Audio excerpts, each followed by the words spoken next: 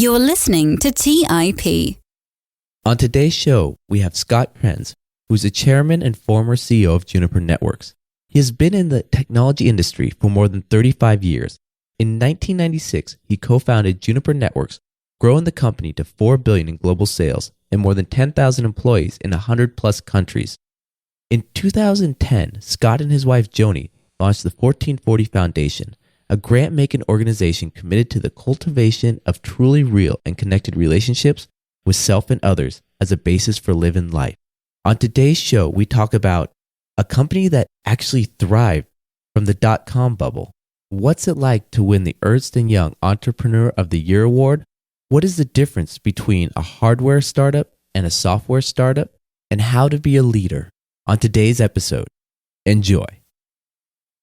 You are listening to Silicon Valley by The Investors Podcast, where your host, Sean Flynn, interviews famous entrepreneurs and business leaders in tech. Discover how money is made in Silicon Valley and where tech is going before it gets there.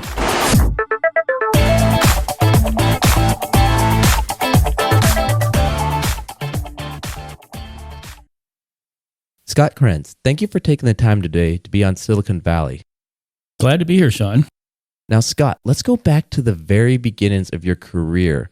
Can you tell me about your entrance, the beginnings of your time here in Silicon Valley? Well, I graduated from college and I went to the placement center and I had an opportunity to take two jobs. One was assistant manager for credit collections at a furniture rental place, and the other was computer salesman. And I thought, well, I didn't go to college to be a salesman, so I'll be an assistant manager. But then I went to the interviews, and the assistant manager for bad credit for furniture rentals was predictably this job in this dingy, old metal desk, dark place. And then I went to the interview for the sales job, and it was all these bright-eyed people, well-dressed, driving nice cars, selling technology. And I thought, I don't want to go work in that dark, dingy place. So I was either headed for the furniture rental business or the tech business. And since the people looked happier in tech, I did that. You started Stratacom. Can you tell us a little bit about that company and what led you to start a company? Well, it wasn't mine to start. I was part of the team, but I had worked for 5 or 6 years before that. And I ended up leaving an established computer company, no longer around, called Tandem Computers. I went to this startup, completely naive about what that even was. And I got told this story about how great it was going to be, which I believed. And then 9 months later, we went bankrupt. I went on unemployment and I moved into the other corner of this one bedroom place over this garage with my buddy from high school. And I was collecting $104 every 2 weeks in the mailbox. That was my unemployment check. The company that went out of business was given a little lifeline from an investor that had lost all their money that said, here's $500,000 to see if you can resurrect this.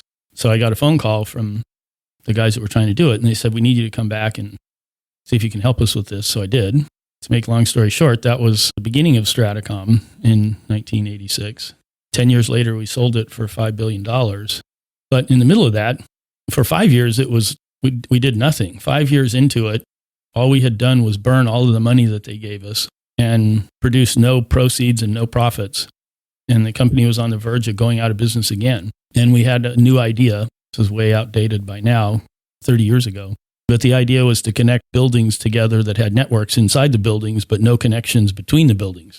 And so our technology was, if you have these two buildings and somebody in one building wants to send something on a network to somebody in the other building, how might you do that? And we had an idea of a way to do that. And so in the second 5 years, it went from 25 million and broke to 500 million. And we sold it for $4.5 billion. The main learning of that was in the first 5 years, the same team, because it was mostly the same people in the company and the leadership of the company was very much the same.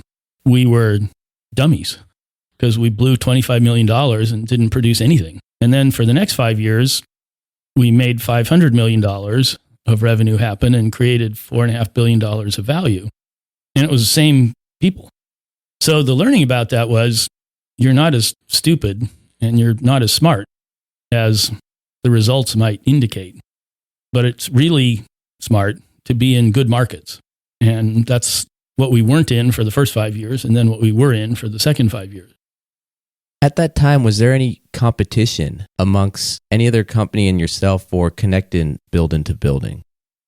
Yeah, there was a handful, probably half a dozen. Actually, then once it became an idea that people were like, hey, that's worth doing, there was probably a dozen more or so, I would say. Maybe, like always, once an idea goes from being possible to being visible, people realize that it can be done. Once somebody realizes something can be done, then it's easy, for some reason, it's easier to replicate it or find their own way of doing it and jump in. That happens. And it did. And there were a lot of people in the market. And some others that did okay.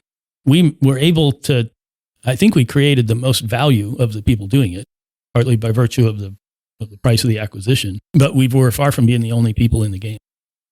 When the company was being acquired by Cisco, what was that acquisition process like? What were the conversations going on amongst your team and Cisco itself? That's the funny thing, because it happened in April of 1986. And I actually left Stratacom in February by pure coincidence. And there were no conversations underway at the time. We had talked to the company, to Cisco, earlier than that, and they weren't interested, and they went away and bought some other company for $200 or $300 million because it was a lot cheaper than what they ended up spending on us. And it obviously didn't work because they came back and bought Stratacom. But my wife and I were halfway through the pregnancy with our first child, and I'd been at Stratacom for 10 years, and so it was time to do something else. And I remember Dick Moley was the CEO for the whole time Stratacom existed. And I went to him and I said, Dick, I really want to try being a CEO, but all of my net worth is tied up in this company, and you're already a CEO that's really good with all of my net worth in your hands. And so I want to try being a CEO, but not with my own money. I'd rather leave that in your good hands, and I'll go try it somewhere else with somebody else's money in case I don't do very well. So anyway, I had made that plan to leave, and I said I'm going to take a few months off, and my son was born in May. And in April, Cisco came back, and over the course of like 3 weeks said, okay, we give up. What we tried to do didn't work, and we have our checkbook out. We'd like to buy you. And they put a big check on the table, and that was that. So for me, it was very serendipitous, because if I hadn't left 2 months before that acquisition, I would have been prohibited from going to a competitive company. Because in any big acquisition, one of the things that always happens is the acquirer insists on having non-compete agreements with the executives of the acquired company, usually for 1 to 2 years. So had I simply been in my job in April instead of leaving in February, I would have been contractually prohibited from going to a competitive company for 2 years. So by the pure good fortune of 60 days and a 5-month pregnant wife, I was free to do whatever I want, which eventually turned into Juniper, and that otherwise never would have happened. How did you get introduced to Juniper? There were probably 4 or 5 people. Well, first off, Drew, my son, was born in May, and Joni and I were enjoying that and challenged by that. And it was in like July that I said, okay, it's time to get back in the game. And so I had been really out of it for several months. And Pradeep Sindhu, the founder of Juniper, who is a brilliant technologist, also brilliant enough and with a managed enough ego to realize I can handle the technology and the architecture of all this, but I'm not a CEO. So he went looking for somebody. He went to his investors and to a couple other folks he know, and probably, 4 or 5 different people said, hey, you need to go take a look at this company. And I met Pradeep, and I met Vinod Khosla, who was the earliest investor from Kleiner Perkins. And it was by way of those introductions, what's now been a 25-year relationship almost with Pradeep, that I became enamored with him and the company, and the rest is history. What was the onboarding like to become the new CEO of Juniper? What was kind of the internal conversations, or how did the dynamic change when the CEO announced to everyone, I'm stepping down, this new person's coming in? Well, I'll tell you a funny story about it. First of all, he really wasn't saying he was stepping down. I think there was always the knowledge that there needed to be a CEO, because there was about a dozen people at the company at the time, maybe 15, all engineers. And Pradeep had been very open about it from the beginning that we need to see if we have a real idea here, and then we need to get somebody to help us build a company. So it was not any sort of a surprise. But the day that I accepted the job, so I said, I want to meet every person to get an idea of what this is like. So I talked to everybody individually in an interview process. And then I went to the company the day that I accepted the job to announce and celebrate this. We gathered the 15 of us in this room. I said, I'm really excited to be your new CEO and I think we're going to do great things. How can I help you? What can I do that would help you? And it was 15 engineers and me. And we didn't have a product for 2 years after that because it was a significant development effort to produce one of these things called router. So we're 2 years away from the engineering effort being completed. And I'm standing there as the first non-engineer in the company. And I said, what can I do to help you guys? And there was this silence in the room. And finally, this guy in the back raised his hand and he said, can you get us an espresso machine? And that was my first contribution. And in retrospect, probably the best investment I ever made because for $500, there's no telling how many hours of productivity that espresso machine produced. But in a room full of engineers with this one guy that wasn't, that was the only thing I could do that was of any use in the early days. So it came up in the first meeting. Now, I've heard that hardware companies are hard. Why is that? Why does it take so long to get a product out there? And what are the investors' thoughts when something is going to be built for 2-3 years without them even knowing if it'll work or not? It's the nature of in the middle of really high performance hardware. It doesn't matter if it's networking hardware, or compute hardware, storage hardware. In the middle of really high performance, complex systems are silicon chips. And if you're really on the cutting edge of that, you have to design your own chip.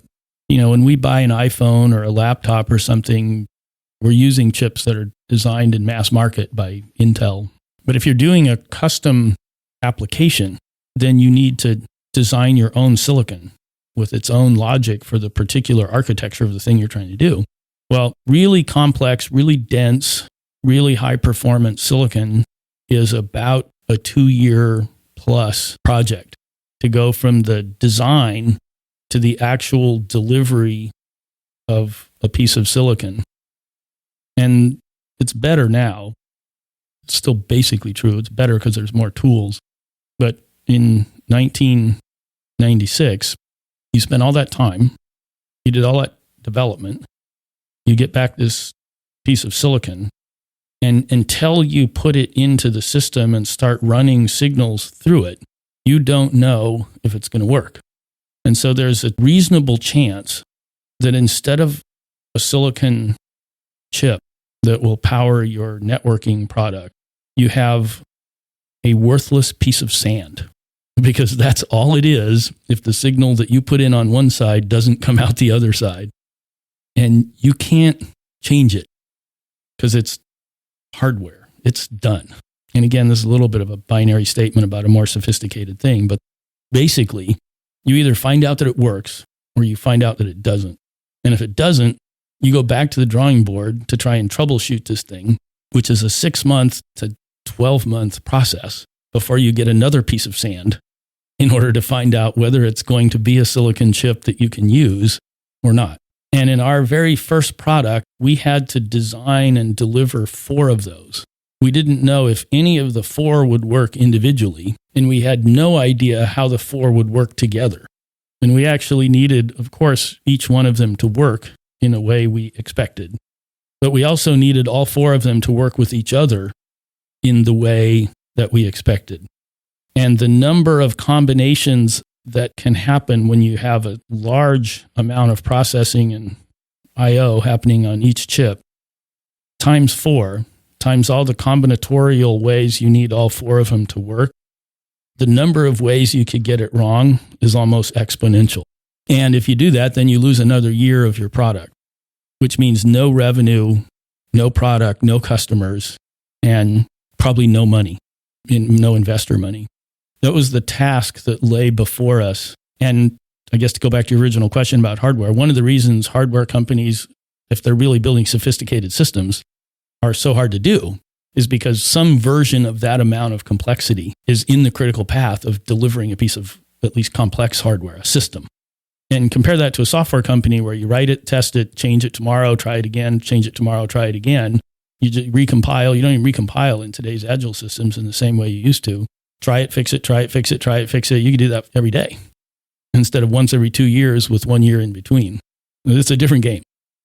Going back, would you do hardware again, or would you go to a software company? Well, there's a reality of physics on the planet, which is that at the really sort of base binary digital level, if you want, all you're doing is turning on and off ones and zeros.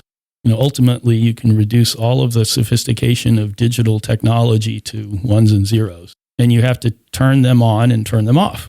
Well, there's only a certain rate of speed at which you can do that in software. And if you can't turn the ones and zeros on and off fast enough, then you need to do it in silicon. At some level, it's kind of simple. It's how fast the electrical current travels. And if you have to go off to a piece of software, go back and find a piece of hardware to turn the ones and zeros off, go back to a piece of software to find out what to do next, that takes a long time. And if you can run the electricity right through the piece of hardware and turn the ones and zeros off faster, and I say faster, we're talking about billions and billions of operations in a second here, but at the base level, at some point, you reach a limitation of physics where I can't turn the ones and zeros on and off fast enough in a piece of software that has to go back and ask a piece of hardware to do it because the route return path takes too long. So you have to put your logic and your design in silicon because otherwise electricity doesn't go fast enough. And at least on this planet, you can't change that. So nobody would do hardware design by choice for all the reasons I said. Who wants to take that risk, right? I'd rather just change it every day. But at some point, you can't do it fast enough. And so you're just left with the reality that we're going to have to do this in a piece of silicon. So you started at Juniper in 1996. What was it like the first couple of years you were there, but then the dot-com bubble? How did that impact you? It made us. Because the origin of the internet in the earliest days, it was born on college campuses.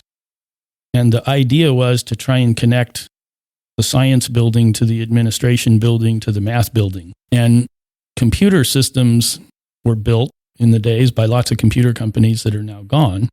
And what they tried to do was, if you bought a computer system from DEC or from HP or from IBM, and you now suddenly, because this was emerging in the 90s, if you wanted to connect one to another, this building to that building, this computer to that computer, what the computer guys did was they said, well, if we put a unique protocol on the back end of our computer, which was how you connect to another one, and if the only way you could do that was to buy one of ours on the other end, then you'd have to buy all your computers from us.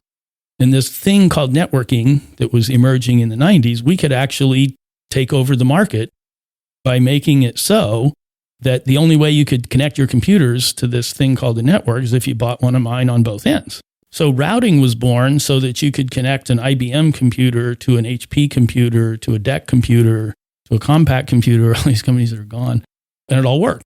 So it was actually designed for college campuses to defeat the strategy of computer companies to dominate this new phenomenon called networking by using proprietary language that only they understood. And then the idea of the internet, something called the Internet Protocol or IP, came along that said, what if everybody used the same protocol? So the reason routing was born, because the idea was, we'll just build one language and everybody will talk to it. And then everything can talk to everything and anything can talk to anything. So that was the whole idea of the origin behind the invention of how you'd connect the internet together in a large scale. The first days, large meant campus of a college, right? Well, even then you could see it was going to be a lot bigger than that. Nobody could predict where we are today, but it was obviously going to be a much bigger thing that was going to connect not just campuses, but let's just say eventually the whole world. And so you now had this scale of design you had to meet, which was totally unrelated to what it was born to do. So one of the analogies for that is like saying designed to a whole different scale point. It's like saying, can you redesign this house and make it into a football stadium? No, you just might as well bulldoze the house and start over knowing you're building a stadium. That was what had to happen in the evolution of all of this that became Juniper.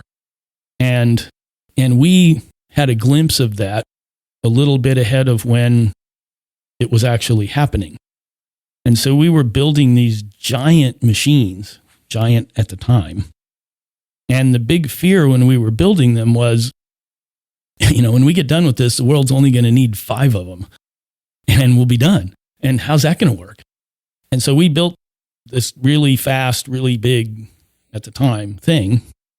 But of course, the internet came along and got much bigger, much faster than anybody thought. And so we found ourselves in this combination of being thoughtful enough to try and, the sort of classic Gretzky line, skate to where the puck is going to be.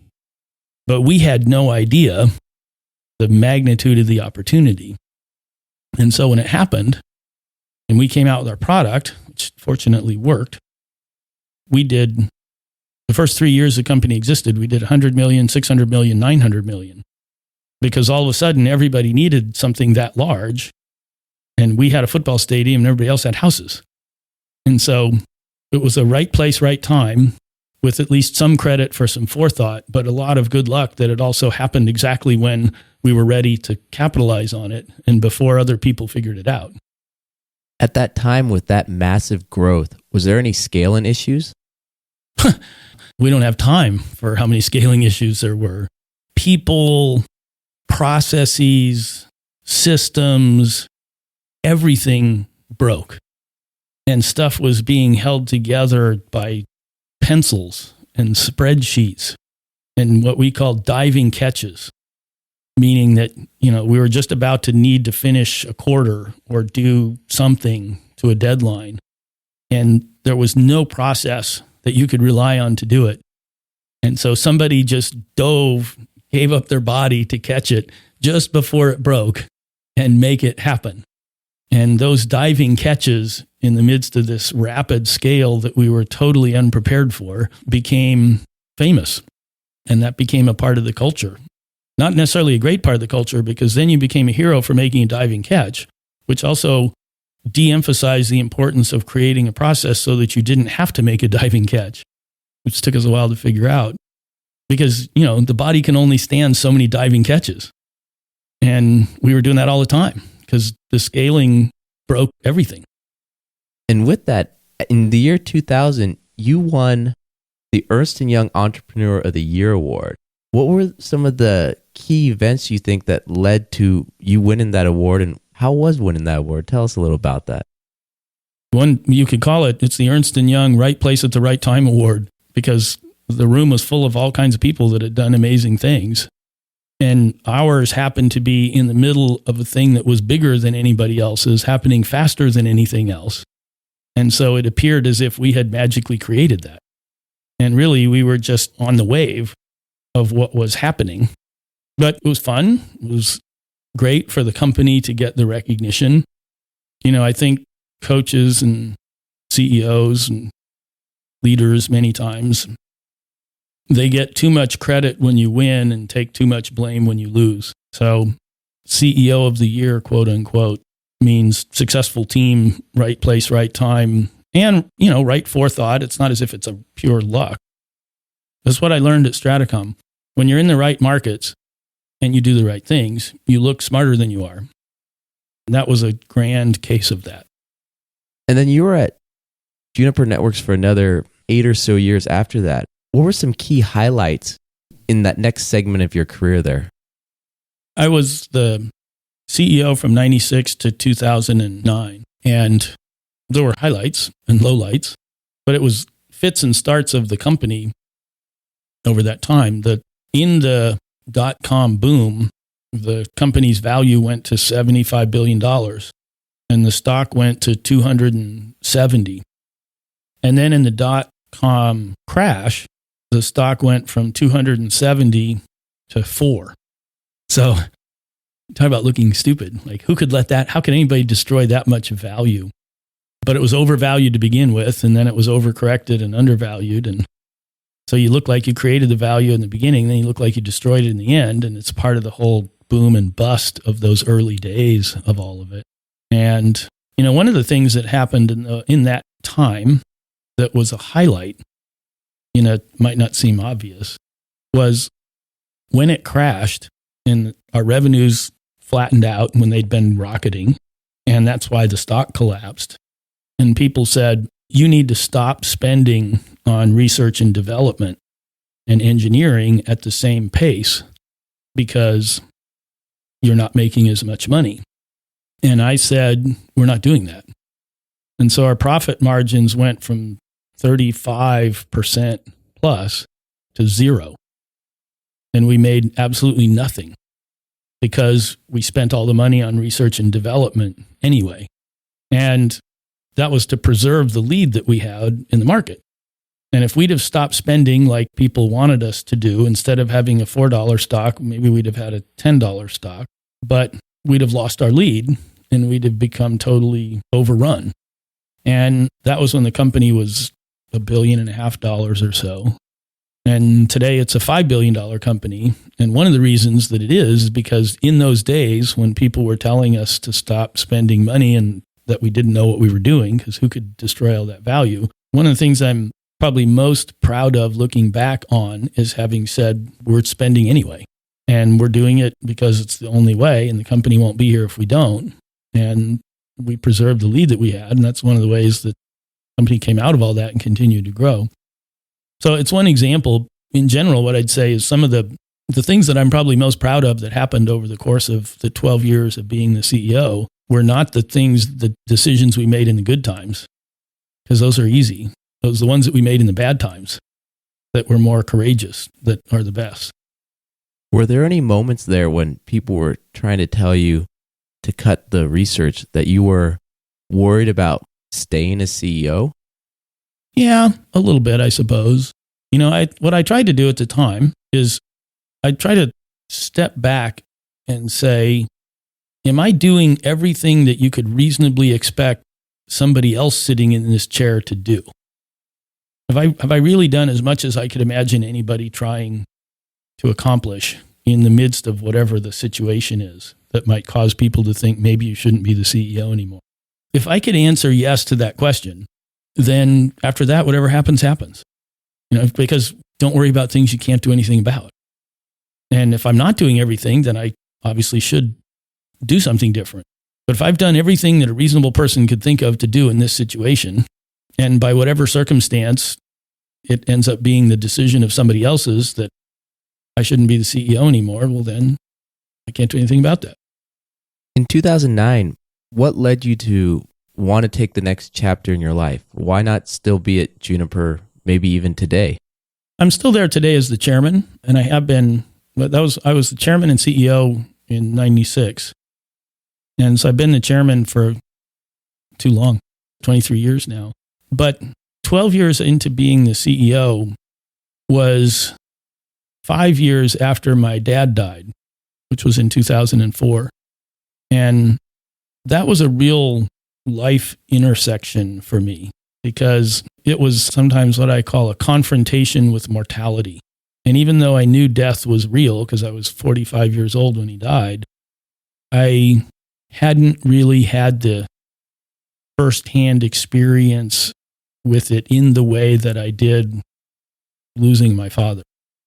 And I continued to be the CEO for 5 more years because I tried to pretend like it wasn't as meaningful as it was, but it was. And what I decided in 2009 was there's more to do in this lifetime than, earnings report number 47 or whatever, 8 or whatever it was.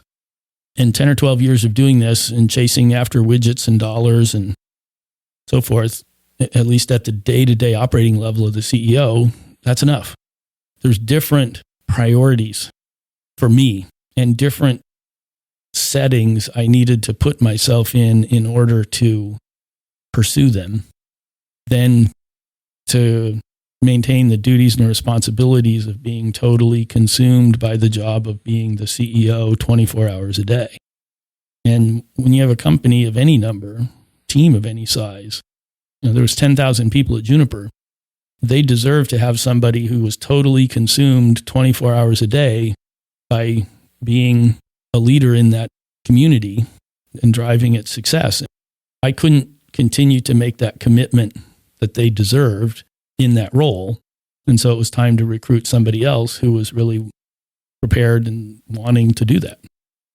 For a company of that size, what is it like when the CEO goes to the board and says, it's time? It depends on how you do it and what the circumstances are. In my case, I went to them and we all talked about it. And they said, I need to make this change for my own self. And so I will go recruit my successor. I'm not going to quit and walk out of the company. I mean, the company to me is kind of it's like a fourth child. It was part of birthing it and raising it. And I have that commitment to it just as any parent would, which is lifelong. I wasn't the right person to be consumed by it 24 hours a day after 12 years. So I went to the board and said, let's just know that this change is coming and I'm going to recruit my replacement. And the board makes that decision, but I'll bring you the candidates. So we did that and we hired Kevin Johnson from Microsoft to take over the CEO role. And I went to be the chairman only at that point and set aside the CEO duties. So, done well, it can be a graceful thing. And we were able to do that. And then after that, transitioning from that to right now, 1440 Multiversity, what was the thought process? Did you just want to stay retired for a little bit, or was there this calling in the back of your mind to do more? What brought this next thing on? It came about as a result of those 5 years between 2004 and 2009, because there were two thoughts that circulated in myself. One was, there's more important things than just widgets and dollars. The other was, with particular respect to the company is now, at that time, $2 billion and something dollars and is in 100 countries. And what am I going to do that actually makes a difference every day? And the answer to that for me was leadership development, because I can't be in 100 countries. And in fact, even if I magically could be, I'm not smarter than the people that grew up in those countries and lives there every day and owns whatever that job is of engineering or manufacturing or sales or marketing, what have you. So, it's not for me to parachute in and do something brilliant that somebody focused on it all day couldn't do. So what I need to do is develop leaders so that people who are at the point of impact can have a model for how to do the right thing in the moment at that point of impact. And so I started in on this pursuit of leadership development. And one of the first things I discovered is that nobody cares who you know until they know who you are. And so the job of being a leader isn't a matter, at least not at first, it's not a matter of how eloquent you can be or how brilliant your market insight or your strategy or whatever is. It's how authentically can you show up as who you really are, with the courage to do that and the vulnerability to do that, that causes people to look at you and say, this is a real person sharing not what they want me to believe, but what they actually believe. Because we all know the difference. We do it sometimes even subliminally, but we know.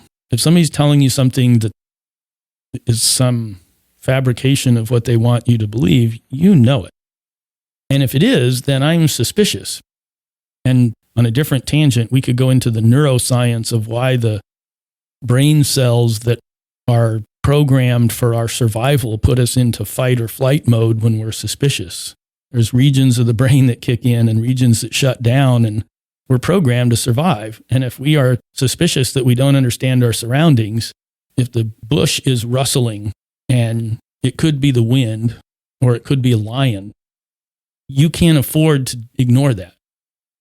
You can't ponder casually what that might be, because if it's a lion, you're dead. And so when we're suspicious that we may be in some danger, we don't engage in deep thought. We run, or we fight, or we do something. We freeze, one of those three. So anyway, in leadership, if you aren't trusted and safe in a place where you know that you're hearing the real thing from the leader might as well not waste their time trying to tell you a bunch of things about what you should do and about the market and about the company and about anything, actually, because you're not listening because you don't know whether you might die. And the thing about this survival programming that's in all of us is it hasn't kept up with the times. It's what was put in us 1 million years ago for the species to survive. And, it's just like anything else. If you don't update the software, it's pretty far out of date 1 million years later. And so today, if we're afraid of a presentation or afraid of a conversation with somebody or worried about how we might look or what we might think, the brain treats it as a life or death situation unless you're able to manage that very consciously, very differently. And that's very outdated programming that doesn't really work when you're trying to inspire a team. So anyway, that's a function of the design of the human mind and human body. And originally at Juniper, when I went into the leadership development field, it took me several years to make that association that that's really where leadership development starts. And the move to 1440 was simply an expansion of that, because that need to show up in a relationship in a courageous, authentic, vulnerable, real way is the same requirement, whether you're talking to an employee or to a spouse or to your friend or to your child or to yourself. If you're making up some story about who you wish you were or who you want other people to think you are, that's not going to go over very well anywhere. And said in the positive, which I prefer, if you are, then a much richer connection can be built in your entire life. And so 1440 is just the outgrowth of a belief that is applicable for leadership development in the professional world, and I believe even more valuable in the rest of our lives if practiced consciously and thoughtfully with presence and with awareness. And so it's no different than what I began to learn after losing my dad and trying to answer the what matters question. We're just here practicing on a larger scale than just trying to make a work team successful. The name 1440, what meaning does that have? And can you tell me more about what goes on in this beautiful location here, Santa Cruz in the Scotts Valley, this amazing 75-acre location that we're at? Yeah, it's a cool place. It's a 1,000-year-old redwood forest is where we found ourselves with this opportunity in the property. 1440 is a name of our foundation and of the Multiversity that was created by my wife, Joni, and it represents the number of minutes in a day.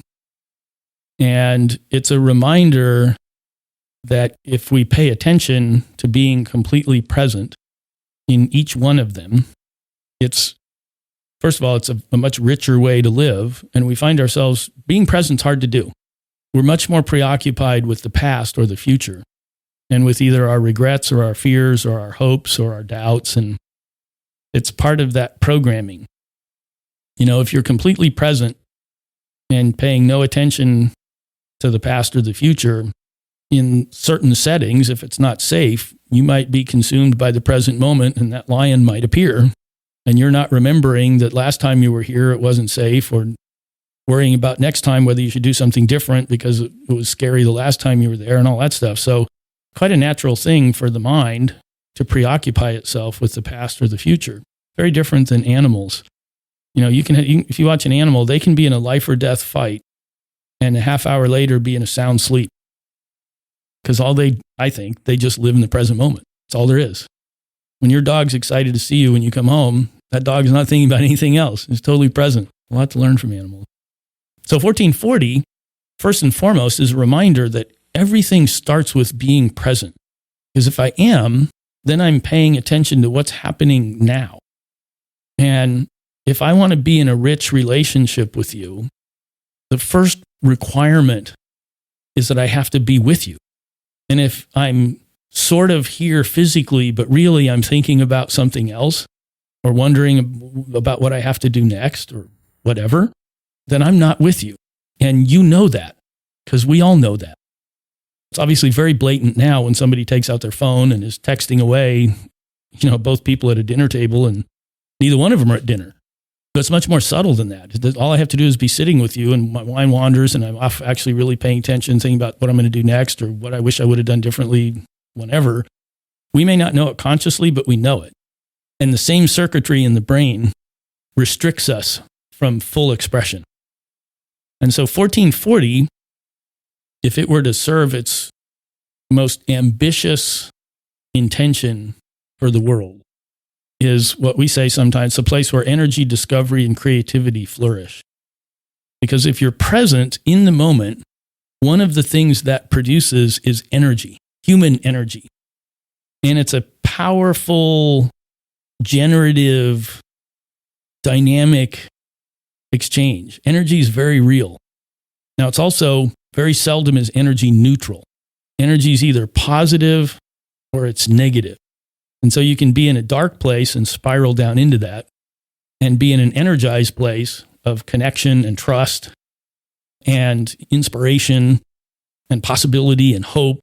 And, just uttering the words creates energy. And if you're in a place that holds a container that invites you to immerse yourself in that experience, then the energy is going to be positive. We're going to make a lot more discoveries in the mindset of what's possible, and that's going to stimulate creativity that we didn't have before we came to 1440 and got that jolt of energy.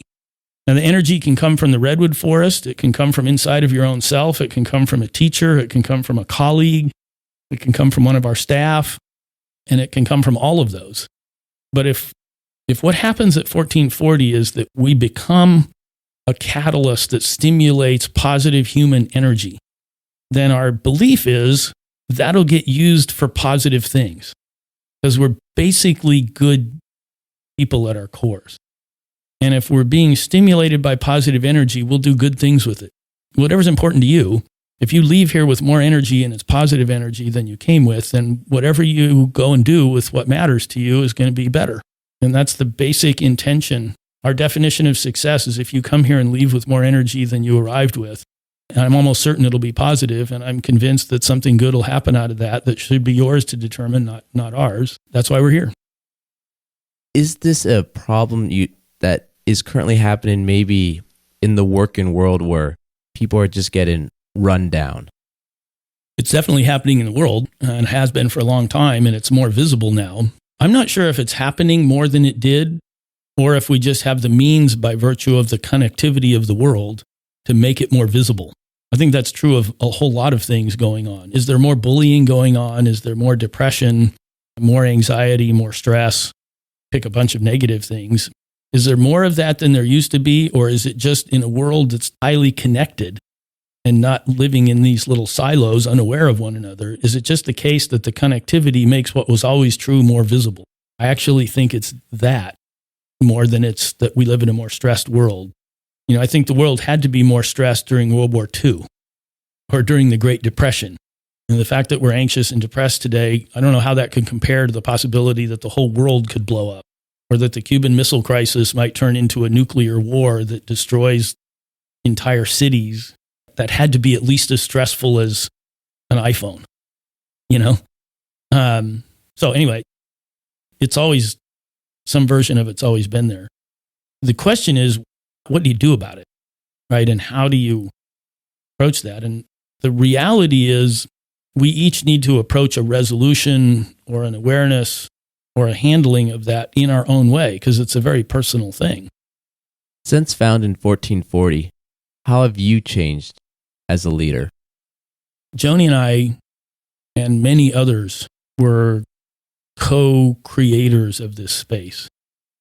One of the great learnings for me of the experience of being a co-creator of this was this balance of having an intention and also at the same time trusting that forces beyond my control, if I was intentional, would arrive and contribute to an outcome that if I allowed that to happen would be much better than what I could have done with the pretense of being the one who controlled all of it.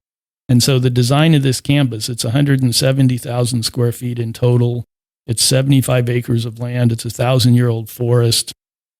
It's got all this stuff in it, restaurants and hotel and classes and infinity tubs and healing arts buildings and workout rooms and retail stores and all this. I had no idea how to build all that when we started, other than just a first step and some help that started in early on. And Joni was doing the same thing, and we were just groping.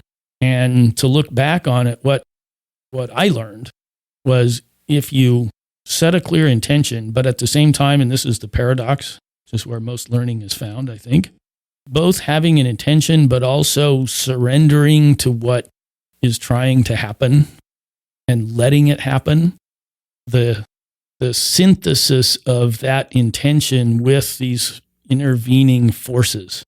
And in this case, it was people that showed up on the design, people that showed up in the construction, people that showed up in the imagination of how it would all connect and how it should be used and what we should do with it, and a whole community of contributors with no particular design for how all of those participants would appear, created something that was so far beyond what any one person could have done, or I'll just speak for myself. It's so far beyond what I could ever have done if I was operating under the pretense that I was in control of it.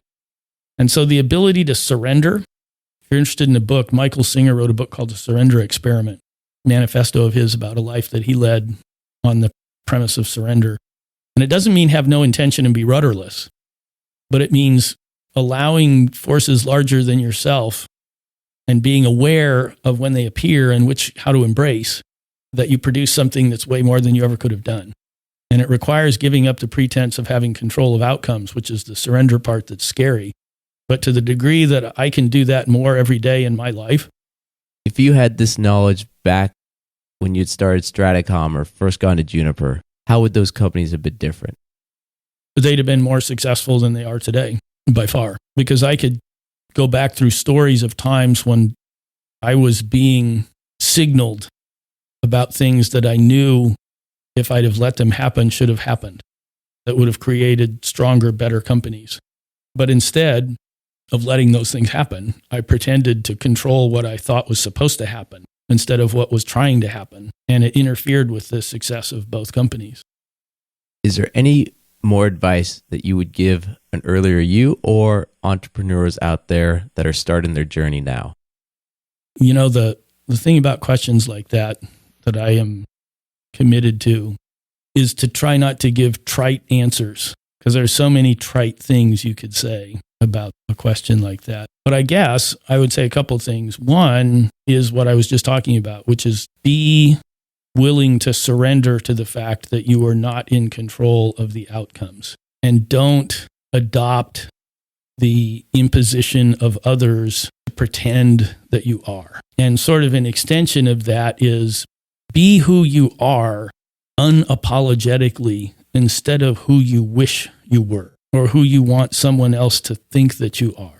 Because the imperfect, broken, faulty, unsure, real person will get a lot farther than the pretend, composed, certain person could ever get. And I'll just speak personally for me. One of the most difficult things for me, two of the most difficult things for me to do still today, 62 years into it. One is let go of outcomes. Really hard to do, really a scary thing. And the second, which, I would say is certainly related to that, is just being whoever you are without pretense. And to the degree that I can do more of that every day, much richer, deeper, stronger, better things happen than when I pretend otherwise. And is there anything else you want people at home to know about you, your journey, 1440, or how they can get more information about everything that's going on? It's easy to get more information about 1440. You can just go to 1440.org and find out classes and programs on the website. You can call us we would love to have, the next 100,000 people come and experience things that some of those who have been with us over these first 2 years have found. And we will bring our best intention around deep hospitality to welcome everybody who comes. So that's a good way to find us if one is interested to do so. Otherwise, I think that if people can set their own intentions in their own lives, and the good news is you don't need anybody else. The bad news is you have to do it yourself. And like I say, it shouldn't be bad news. It's just truth. So if we can help people step into what they really want and be energized to take ownership of that, then that one person becomes a model for the next and the next and the next. And I think that's the best gift we can give anybody, isn't to tell anybody what to do or how to do it. It's just to model it, each of us in our own way. And when you're talking about stuff like this, which is spiritual, relational, emotional, inner work, there is no such thing as a teacher who can tell you how to do it. There's just modelers who do it the way it works for them. And those of us who are in the company of those who model those things just learn by association. So that's really what we want to try and do here. And if that sounds of any interest, come and spend some time with us. Great. Scott, thank you for taking the time today to be on Silicon Valley. And we also want to thank Michael Ballesteri, who made the introduction that allowed this interview to happen. His information will be in the show notes. But Scott, once again, thank you for your time today. You're welcome, Sean. Great to be with you. Thank you for listening to TIP. To access our show notes, courses, or forums, go to theinvestorspodcast.com. This show is for entertainment purposes only. Before making any decisions, consult a professional. This show is copyrighted by the Investors Podcast Network. Written permissions must be granted before syndication or rebroadcasting.